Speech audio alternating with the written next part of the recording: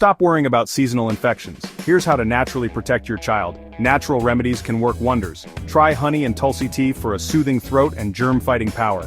Turmeric milk, it's a natural antibacterial shield. Snack on vitamin C-rich foods like oranges and amla to boost immunity.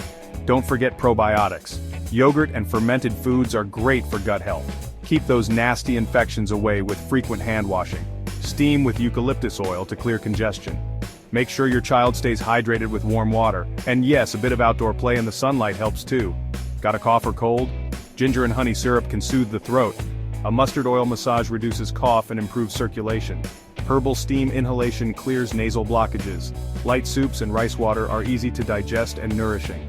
What's your go-to remedy? Share in the comments. Like, share, and subscribe for more home remedies. Next up, best natural foods for kids' brain development.